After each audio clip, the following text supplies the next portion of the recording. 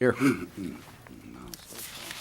Ladies and gentlemen, I'm going to vary off a little bit of the agenda, as I was supposed to do this last Thursday, and I'm going to talk a little bit about the HIPAA issue that has finally been submitted to us by HHS.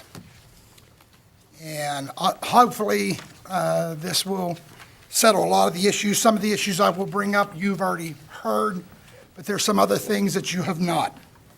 So, Joe, if you'll show that clip for me, please. Woodhull. Actually, I read both articles, the article that was in the Post-Gazette and the one that was in the Times Express, and it did appear to me that Mr. Dice was kind of taking this rather lightly. And I know that you stated that there was one violation, but one violation is one too many. Because I guess... I didn't say there was a violation. If there is a isolated incident, Yeah, whatever and whatever it was. And I don't want to interrupt you, I get your time, but what I saw didn't amount to a HIPAA violation to me. Okay. And I appreciate you taking that step and getting special counsel. Okay, ladies and gentlemen, I wanted you to review that because that goes back to all April of 2013. And before I get into the cost of the HIPAA allegations, I would like to officially thank Fire Chief Harold Katofsky, Councilman and Fire Chief Ron Harvey, who worked with their legal counsel and was able to obtain the final HIPAA report, which is for your review and yours to keep. And I do have copies, and if you would, Mr. Little, put that out. And I'm also going to put out copies of my issues that I'm going to bring forward, so you are certainly welcome to take them. I'll wait till Mr. Little gets back up here.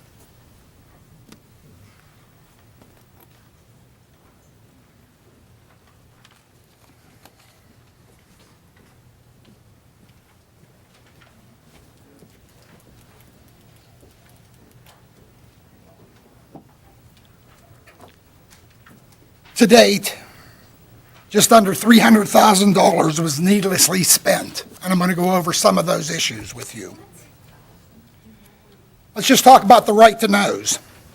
Scores of right to know, over 100 to date, have been submitted by one person during this period.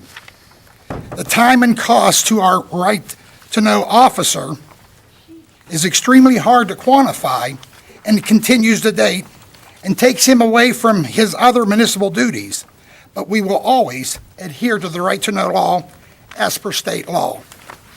Just on that issue right there, to date, I believe it's 110 to date from one individual that was certainly assisting the prior council and all the issues centered around HIPAA. Mayor, what's the cost for each I'm going to get into that, Okay, Tom. thank you.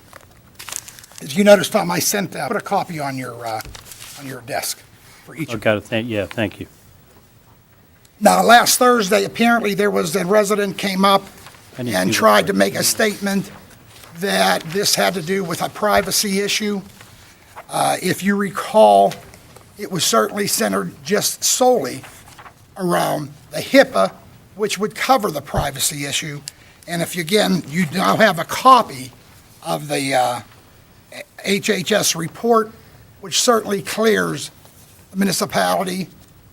Since we're not a covered entity, our police department's not a covered entity, but obviously our ambulance folks, our EMTs, our paramedics, they certainly are, and they found no violations there as well.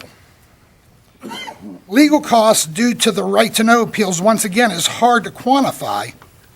But according to our law firm, the cost was tens of thousands of dollars due to appeals because that one person didn't like the answer that they couldn't get and thought that they should have that, whatever information it was, basically cost tens of thousands of dollars in time and in manpower. Let's move on a little bit. The Dickey McCamey law firm. That was $52,165.23. The John Daly report, $14,578. Silka's severance pay, you all may have heard some of this before, $62,000. Doug Cole's arbitration cost, $3,100. The police dispatch overtime between 9/1 of 13 and 2/28 of 14 was $60,542.25. Overtime for our acting chief, $1,504.56. And to the former unqualified manager's raise in her salary, her retirement's going to be raised substantially, but that's yet to be determined. The known cost, as on those figures I just gave you there, is about $193,890. Again, on the other two issues, it's hard to quantify the actual cost. That doesn't even count that there's litigation going on. That's not been resolved yet. So, and all this was for naught. If you recall, Mr. Dice said all the way back in April, there is no violation. But yet, we proceeded on. Hopefully, this does resolve some of the issues in your mind. I promised all of you, all of last year, that I would release this report. It is certainly there for your review. This council has a lot of work to do. We have to clean up our reputation. We have to clean up the way even our own residents feel about this government. There's a lot of things that we are correcting them. I want to make that perfectly clear as well.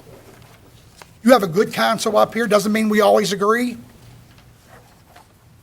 but they are all working on your behalf. So hopefully I've settled some of those issues for you. I wish we did not have the litigation that we have going on, but it is what it is.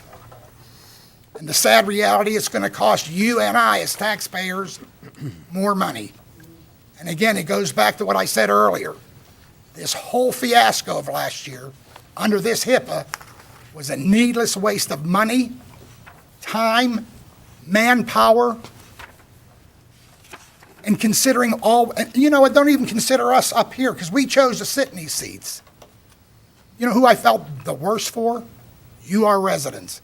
Because I'm sure when you traveled around Allegheny County as I did, there were snickers. What the hell's going on in Monroeville? People, what's going on now, Mayor? You're the #1 show on TV. That's embarrassing. And I assure you, I will work with these 7 council members, this administration. We will clean Monroeville and get us back to the business of you, our people, our residents, our businesses. With that, I'll open it up to public comment on proposed agenda items only.